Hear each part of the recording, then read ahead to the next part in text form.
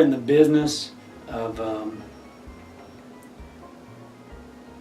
being that starting point from people. We do more with the community than just serve food. We have groceries that folks can take home that need. It gives you a place to go and meet new people. We do hygiene products for showers. We average 12 to 15 showers a day here. Being that beginning for folks when they feel like it's the end. We also, our food intake, we done over or almost 1 million pounds of food last year. We're like the central location. We don't just, all that food's not used here. We help with the Salvation Army, Safe Harbor, the Women's Battle Shelter. We supply food to probably 10 different organizations here.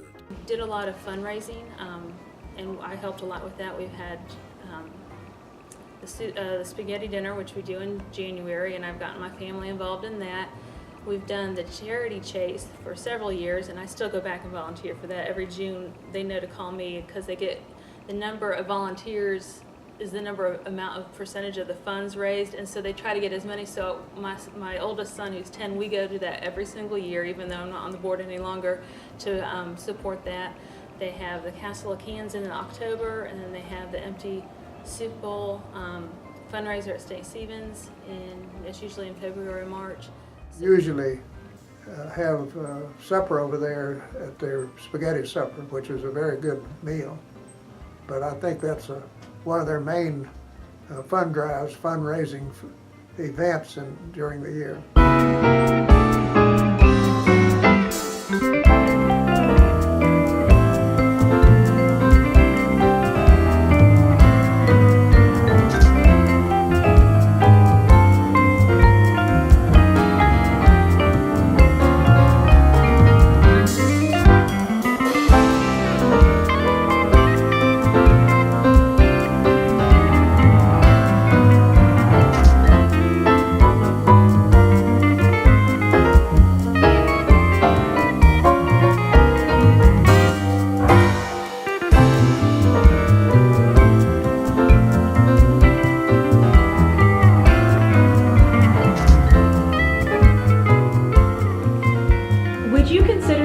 Soup Kitchen a sacred place for Hickory?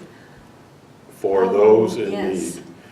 There, if you probably interviewed the folks there, but basically that location has grown over this past several years from feeding maybe 100 meals to now over 200, I think. It's for those folks, it's a sacred place for them to come and to share and to intermingle, knowing that they can have a hot meal and probably fellowshipping and networking with those of the like kind. And I think sacred takes on different definitions for different people. For some people, they are believers, and it's not uncommon for the gospel to be spoken in the soup kitchen. And that may be sacred for some people. For others, sacred may have the definition of being safe. And when they are there on the grounds of the soup kitchen, it's a safe place. What do you think makes it sacred to the city of Hickory specifically? What it shows is that Hickory takes care of its own. It shows how important the less fortunate in this community are to those of us who have been so fortunate. I think there's tremendous need in this community. And if you're not involved with like the soup kitchen, you don't understand. You're away from the real inner workings and especially the homeless and the needy. It's given us more of a compassion for those folks. It is our goal to make them understand that when they get to us, it's not the end. It's only the jumping off point.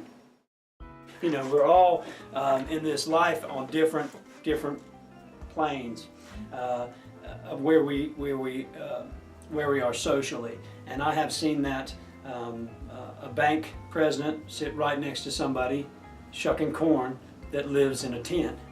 And I've seen that happen, and I've seen that interaction benefit both to a huge for both. So I think that's why it's so sacred, because it touches so many different people.